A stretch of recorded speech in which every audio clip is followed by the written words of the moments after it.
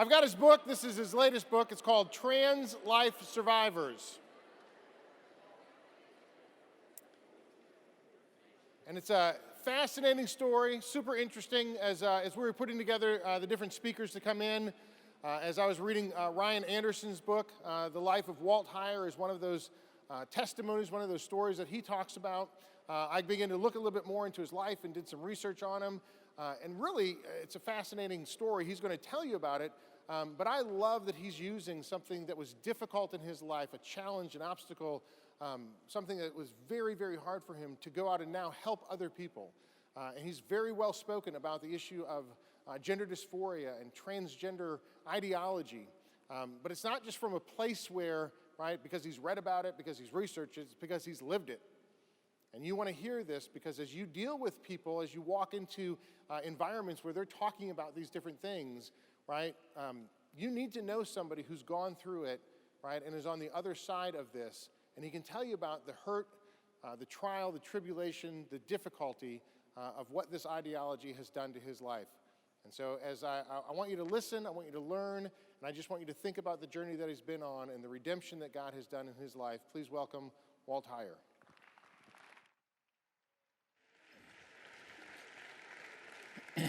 Well, good morning. Good morning. Wow, good group. I love being around the energy of young people. I remember what that was like. It was a long time ago.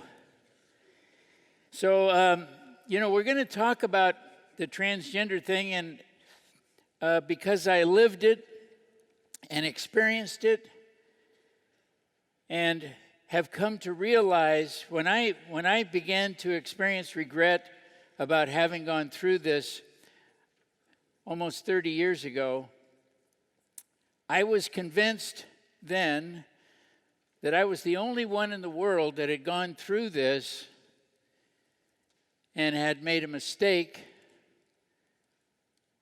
of opting for this, quote, transition, gender change. But now, today, as we speak, I get emails every day, just like I did this morning. We were up at about 5:30 this morning. I checked my email. A guy writes me, says, "This is the biggest mistake of my life. Can you help me?" That particular set of words has been spoken to me face to face when I've met with people, and it comes through emails quite frequently. There are literally hundreds of people who regret having gone through the change, and many of them try to detransition. That means they've gone back to being biblically correct. Some of them feel like they're stuck in that place of a transgender life and don't feel like they can come back, but they want to. And so I've worked with every age group, really, from teenagers to people in their 50s, 60s. So it affects so many things in our life. I mean, from the standpoint of the question, can you change your gender? You can change what you look like. You can make it appear as though you've changed from a man to a woman or a woman to a man. But what's the truth? Biologically, you didn't change. Biblically, you didn't change. Scientifically, you didn't change. So then what is it? It's a cosmetic surgical procedure to replicate that of the opposite gender. So when people have asked me, I've sat across from them and they're just sort of pouring their heart out. I want to go back. I want to detransition. And I remember in Phoenix, Arizona, talking to a gentleman who wants to go back. And I said, well, it's not very difficult. I said, you never changed. because the truth is, it's all like a Halloween costume. Yes, it's very elaborate. It includes hormones. It includes surgery. And you have these feelings, but we need to know that feelings of themselves don't transport you from one gender to the other. And what are the feelings about? Where did they come from? How did it start? Well, in my own life, when I was 4 years old, my grandmother began to affirm me as a little girl by making me a purple chiffon dress. And so what we know today, as I look back now 74 years later, at that time, she began what I call today as child abuse. It's an indoctrination. It's an idea. It's presenting some idea that somebody else has that you can change genders when in fact you can't. Not biologically, not biblically, and not scientifically. So if you want to make it appear as though you change genders, then that's exactly what you're doing.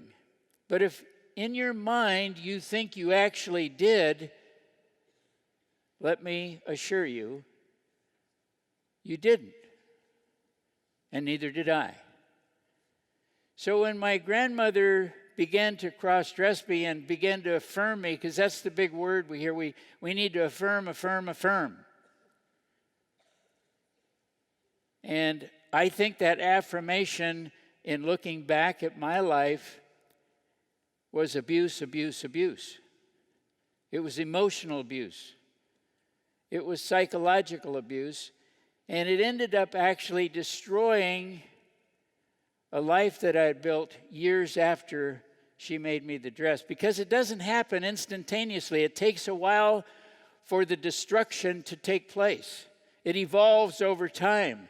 Because you're trying to deal with this emotional roller coaster you're on about whether you're a boy or whether you're a girl. It's what I struggled with. The only way that I could get affirmed when I was a young boy, when I was at Grandma's, was if I was wearing a purple dress.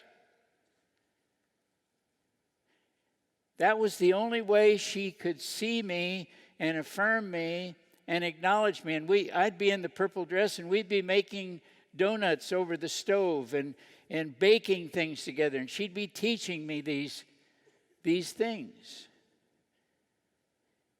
I liked Grandma. I liked being affirmed. I liked hanging out with Grandma. So wearing the dress and doing these things with Grandma seemed quite okay. They seemed very benign.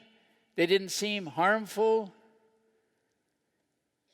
But now, today, as we sit here together, we have the opportunity to actually explore what happens later in life when we do these things to young people,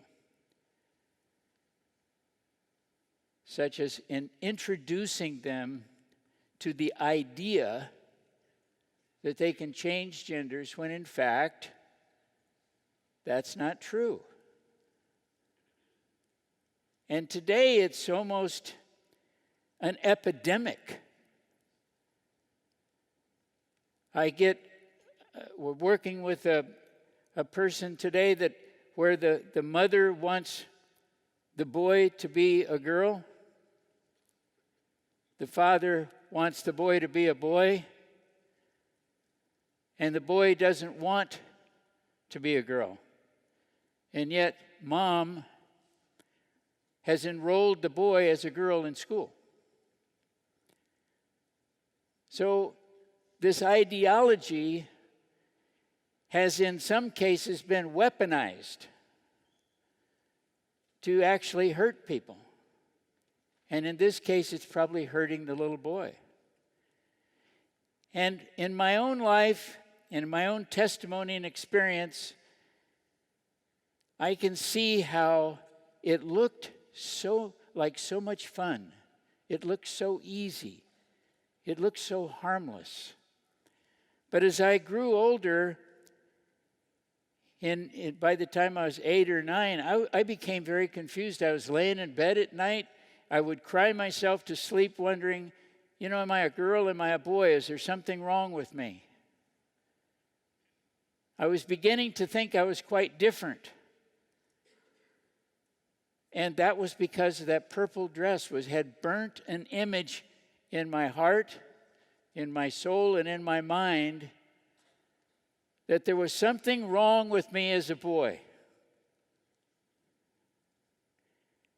That is a horrible thing to do to any young person, to affirm them in a different gender hurts them in the gender they're in. We need to become honest with people about what's true and what isn't true. You can't change genders, little Johnny. You can look different, but you can never be a girl. A girl can't become a boy. Girls today are removing their breasts and cutting their hair and taking on boys' names. It doesn't make them a boy. When I had a mother about 3 weeks ago contact me about her 14-year-old daughter, she said, "Walt, can you help me? My daughter wants me to buy her men's underwear. She wants me to take her and have her hair cut short. She wants a boy's name. I don't know what to do. I'm struggling with this. I don't know where this came from." We had a few exchanges of email to try to get a little more dialed in on what had happened in this girl's life. And I said to the mom, why don't you have that special moment with your daughter? Sit on the couch and just talk. And try to get her to tell you where this idea came from that she was actually a boy. Because it's an idea. It's not factual. It's not biblical. It's not biological. It's not scientific. It's just an idea. I said, sit with her in a quiet place, in a loving way, and try to dig in with her heart to heart and see where it came from. It was on a Tuesday that I sent that email. She wrote back on Thursday. It starts out, "Walt, I thought I'd bring you up to date on what you suggested." She said, "I sat down with her and we began to talk and we talked. And she said, I began to cry. She began to cry. And we began to talk about how did we get here as a mom and daughter. And the daughter said, when mom said, "How did you come to think that you're a boy?" She said, "Well, I was on the internet and I was in a chat room with other girls my age, and I came to realize that, there are girls that are actually boys, and so I believed that I was a boy, or that I wanted to be a boy." And mom said to her, "Well, I don't understand that. That's confusing to me, because you're a very attractive, wonderful girl." And the girl said to mom, and I quote, "Mom, I wanted to erase my past. It was too painful." Mom says, "Well, what was it that was so painful?" The girl said, "Well, you remember Dad, you divorced him. He sexually abused me many times. I didn't want to be who I was. And I thought if I was a boy, I could protect myself from being sexually abused. I would be stronger and I wouldn't be subject to sexual abuse." In this conversation with a mom and a daughter that really happened, real life events, the daughter wept about the pain that she had gone through. Mom wept. And the end result was, after this time period on the couch, the daughter says, "You know, Mom, I really don't want to be a boy. I just don't ever want to be sexually abused again." She says, "I'm not going to change to a boy. I'm going to stay a girl." You see, people do this for so many different reasons. They don't have a different brain. The only brains that they've ever found in men that are what they call a feminized brain, it's instructive for us to understand the only time they've found these brains in people that they broadcast on the internet and say that a guy has a female brain, it's done on cadavers, people who've died, people who've been on hormone therapy for 10, 15, or 20 years who died. They look at their brain and they find that it was feminized because they'd been taking hormones for 15 years. Not because they were born with a female brain. We need to understand that. We also need to understand that when somebody affirms you like my grandmother did me, it's very confusing, it's very troubling, it's very abusive in many ways. And so I dealt with these feelings. This is in the 1940s. I didn't know what to do. I had no place to turn. When Dad found out that I was wearing the purple dress, he decided that he was going to man me up with heavy discipline. And he was tough on me. He was a big guy. He was a judo expert. He wasn't a wimp in any way, shape, or form. He was an auxiliary police officer. He was an industrial goods salesman. He was a good guy. But he couldn't stand the thought of his young boy, who he loved very much, being cross-dressed or having the idea that his boy wanted to be a girl. It frightened him. It scared him. As it should. We should all be deeply concerned about what happens emotionally and psychologically to people who struggle with these gender differences and these gender struggles, gender distress. It's troubling. It's real. But the thing is, taking hormones and changing your gender identity will not resolve it. I am the testimony that proves that. The book that he showed you, that I have 30 other stories in there, I could have put 300 stories just like mine in the book. I thought if 30 didn't convince the reader about it, then 300 wouldn't either. These are their own stories. They wrote them. I didn't write the stories. They're the exact email that they sent to me telling me their story, 30 of them. They're gut-wrenching. My story is not in there because I put it in another book. I didn't need to tell my story again. These people were telling my story through theirs. We all lived through each other's experience. So as I struggled with my gender identity into my teens, I still had the idea there was something wrong with me and that I needed to be a girl. I didn't know that it was possible because I had never heard or knew or saw any other stories in the 40s or early 50s about anybody ever changing gender. So I didn't even know if it was possible. I even thought maybe I was the only one. It was a lonely place to be, to struggle that way. My dad's heavy discipline was his way of sort of dealing with the deep stress that he had. But his heavy discipline also added a dimension and a measure of abuse on me with a hardwood floor plank as a disciplinary tool to sort of shape me into a man.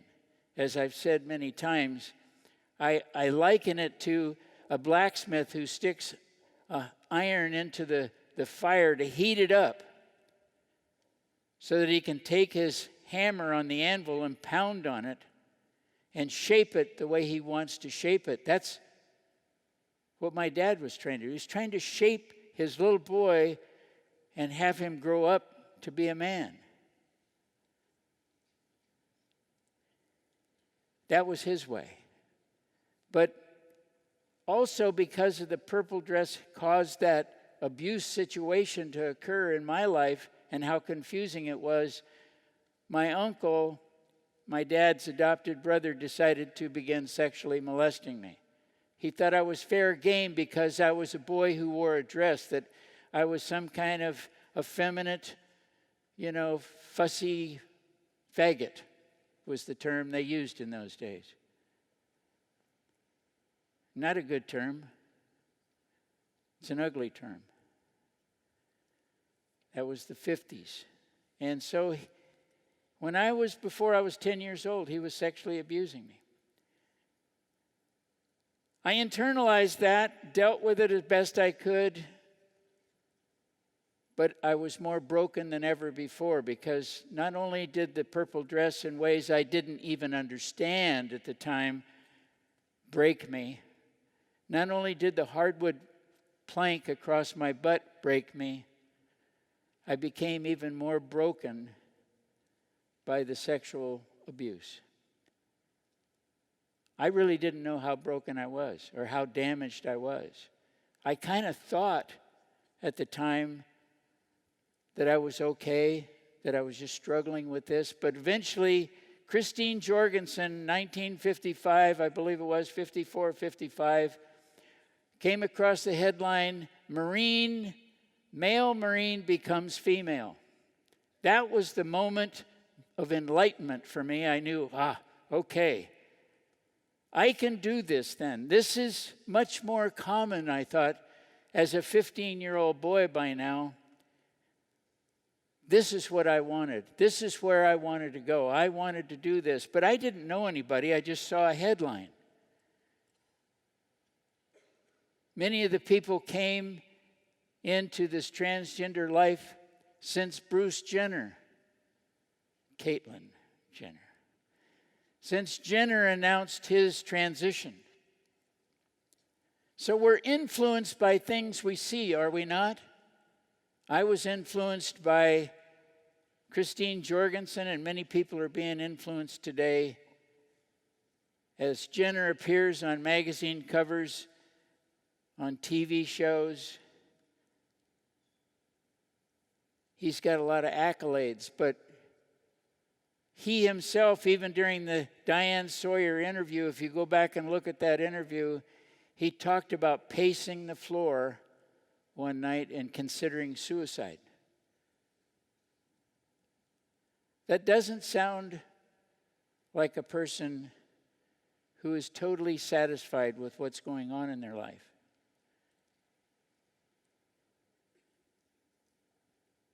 "41% of adults 25 and older will attempt suicide who identify as a transgender person. 19 times more likely after 10 years of living the transgender life to commit suicide or attempt to commit suicide. So it's even after the transition, it doesn't resolve like in my life when I attempted suicide. It doesn't resolve the purple dress, the hardwood floor plank, or being sexually abused. It doesn't really resolve anything. Thankfully, I had started going to church when I was about 7 or 8 years old, about the time I was being sexually abused. But I realized going to church was just a vehicle for me to sort of sit and listen, but I didn't know how to connect. I didn't know how to develop a relationship with Jesus Christ. I didn't know that being abused was going to cause me a great deal of harm. And it wasn't until I began to study psychology at UC Santa Cruz in the late 1980s and realized that people who identify as a transgender person struggle with some event. Something happened. And I write this back to almost everyone who contacts me. Find out from that person what happened. 100% of the time, and the people I've worked with over the last many years, every single one of them can identify what happened to them that caused them to not want to be who they are, and as a result of not wanting to be who they are, elect to have a transgender identity to escape the pain. Something happened. They weren't born that way. Trying to find out what happened is the first step in restoration and healing. When I found out what happened and started going to counseling and started renewing my look into Christ and how Christ could heal me, my life began to change dramatically. Healing came with good psychotherapy. Today, many states are denied the opportunity to provide psychotherapy to anyone who identifies as a transgender person. They say it's, destructive therapy. Well, it's destructive in that if you get good psychotherapy, you won't want to be a transgender any longer. Yes, it does destroy the transgender ideology. I'm living proof of that. And so are many of the people in the book. Many of the people in the book profess their faith in Christ as being the healing power that they came across. I do the same. So in this process of coming back to Christ, getting on my knees and admitting that I was wrong to elect to go through a transgender process, that I needed the healing power of Jesus Christ to redeem and restore my life. It's very hard to admit when you're an executive for a large automobile company, making a very nice living, having a home, having a wife, and having the 2 kids I had at the time before I went through surgery in 1983, and losing all of that because I believed in this ideology. And I believed that the gender therapist that spoke to me and said, you need hormone therapy and you need to go through the change because you have gender dysphoria, and that's the only way you can cure it. It's the only way you're going to be happy. You got to be yourself. I believed him. Shame on me. I should have believed in Christ. When I turned to Christ and was no longer defiant about my transgender identity being God ordained, and I became compliant to the idea that the Lord Jesus Christ has the power, the desire, and the love to redeem and restore the most broken of lives. And you don't have to have a life that's totally torn apart to be redeemed by Christ. But mine was a bit damaged. A 17-year marriage down the drain. I had 2 teenage kids that were not particularly happy with me. And rightfully so. I respected their right to be very disappointed in their dad. But once I confessed that my life was broken, and needed the healing power of Christ, I was on my knees, weeping and broken, and through prayer, through another person, the Lord came and spoke to me and redeemed and restored my life. And so, through that restoration, I've told many audiences around the world, anytime the Lord gives you the beautiful gift of redemption and restoration, you need to open that gift up and share it with as many people as you can. Whether they're young or whether they're old, whether they're in Hong Kong, Spain, or the other places I've been around the world, even Russia. Christ is alive. Do not let people tell you that people can actually change genders.